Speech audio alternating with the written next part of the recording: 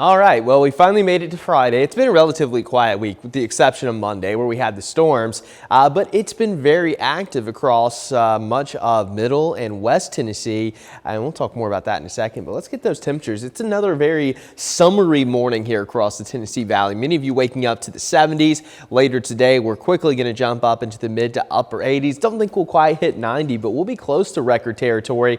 Again, our record high for today is 89 in Chattanooga, so we may not get there, but we'll be awfully close. And here's a look at that stationary boundary, still bringing heavy rain and storms. Nothing severe as of now across Kentucky, down into Arkansas and West Tennessee. But once again, as the daytime starts to ramp up, we get some of that daytime heating. These same areas going to be dealing with severe weather and more heavy rain. And fortunately for us, it's been quiet. Not a storm report across our coverage area, but look at this. Nashville, we got hail, damaging winds.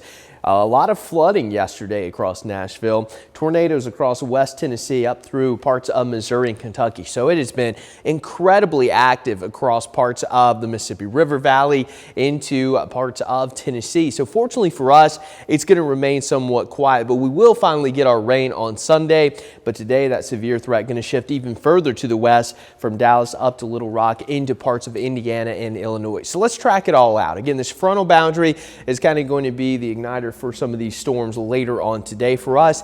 Can't completely rule out a stray shower, putting it at about a 10% chance. So most of us staying dry. And then going into Saturday, much of the same. I think if we get any rain, it'll be late in the evening, just a pop-up downpour or two. But as we get into Saturday night, more moisture starts to work in. That front finally picks up some speed.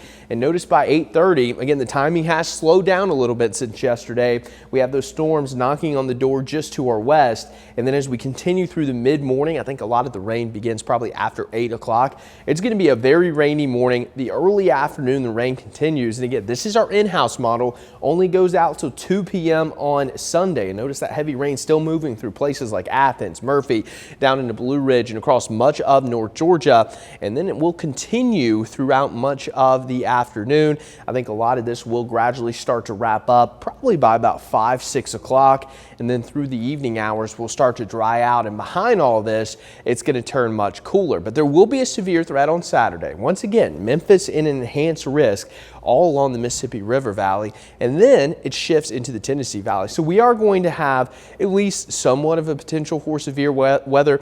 Only a marginal risk here from Chattanooga northbound, a slight level 2 out of 5 risk for North Georgia and parts of western North Carolina. So the main concern would be damaging winds. There's going to be a lot of wind shear with this system, but the tornado threat not going to be overwhelmingly high. So we'll keep an eye on things, but it looks like the further south you go, the ingredients for severe weather are going to be just a little bit better on Sunday, but we could pick up quite a bit of rain. Of course, we need it, and it's going to help to wash away some of that pollen because the tree pollen has been absolutely ridiculous the last couple of days. But anywhere from 1 to 2 to maybe 3 inches of rain certainly looks possible as we get into your Sunday. So a good soaking rain, but over the next 7 days, with the exception of Sunday, it's going to be relatively calm.